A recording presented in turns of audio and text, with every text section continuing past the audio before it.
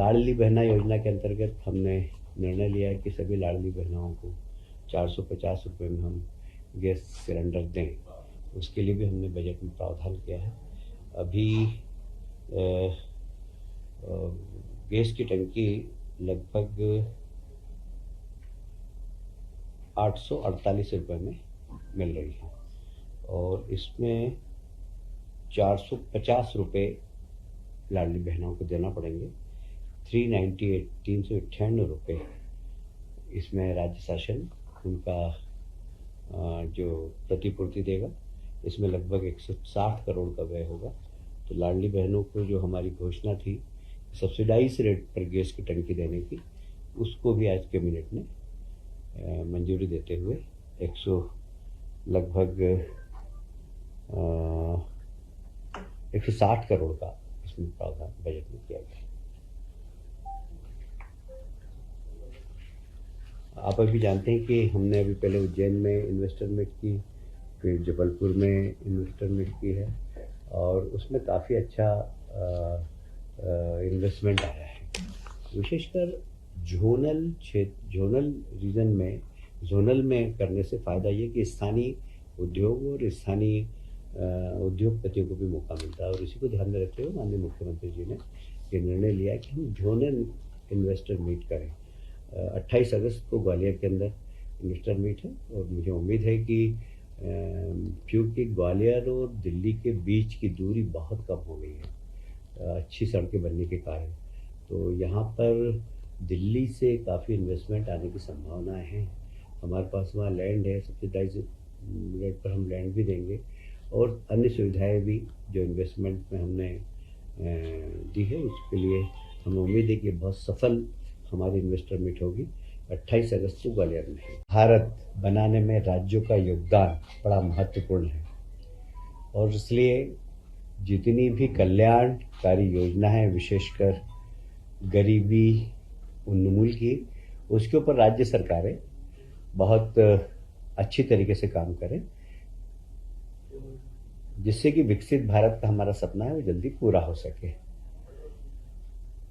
मुझे आज ये कहते हुए बहुत प्रसन्नता है कि काफ़ी दिनों से यह बात की जाती थी कि स्वास्थ्य के क्षेत्र में आयुष विभाग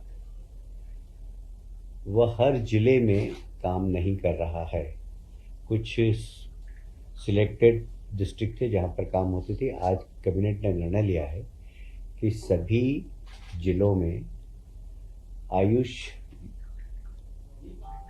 योजना के अंतर्गत जो हमारी विधाएं हैं उसके माध्यम से मरीजों को लाभ मिल सके और इसके लिए जहाँ पर आयुष की सुविधाएं नहीं है वहाँ अगर बजट की आवश्यकता होगी तो बजट का प्रावधान भी हमने किया है। लगभग 19 करोड़ से ज़्यादा का बजट आज कैबिनेट में।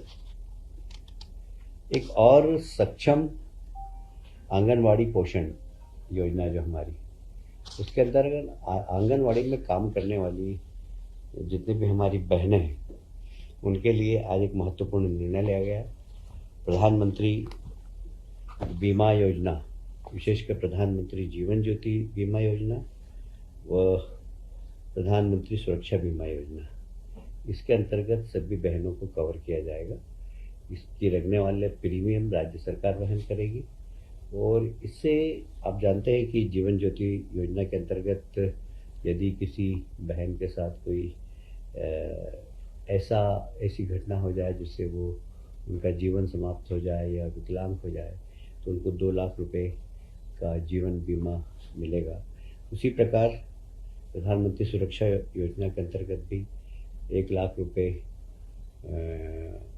विकलांग होने पर, 2 लाख रुपए मृत्यु होने पर ये सुविधा का लाभ मिलेगा। इसका प्रीमियम राज्य सरकार भरेगी और इसमें लगभग 97,324 बहनों को प्रदेश भर के इसका लाभ देने का निर्णय लिया।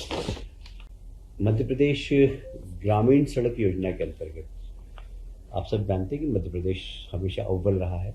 हमने ग्रामीण क्षेत्र की सड़क में हमेशा मध्य प्रदेश ने बहुत तेज़ी से काम किया है और इसके अंतर्गत हमारी जितनी भी योजनाएं थी वे करीब करीब समय सीमा में पूरी हुई है। पर कुछ योजना ऐसी थी जो कभी कभी वन विभाग की परमिशन के कारण, कभी हाई कोर्ट के स्टे के कारण रह गई थी। तो उन योजनाओं को पूरा करने का भी जिम्मेदारी राज्य शासन ने उठाई है, क्योंकि 2024 के पहले तक का जितना भी कार्यकाल था उसमें केंद्र सरकार की योजना का हमें लाभ मिल रहा था। पर अब यदि 2024 के बाद कोई सड़कें अधूरी रह गई तो उन अधूरी सड़कों को पूरा करने की जिम्मेदारी राज्य शासन की होगी।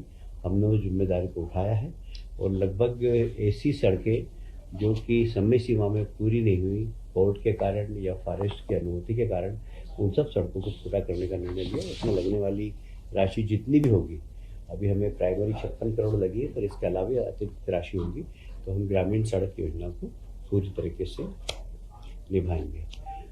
राज्य सरकार ने हमेशा जो ईमानदार कर्मचारी, अधिकारी साहसिक तरीके से काम करते हैं और उनको प्रोत्साहित करने का निर्णय लिया है।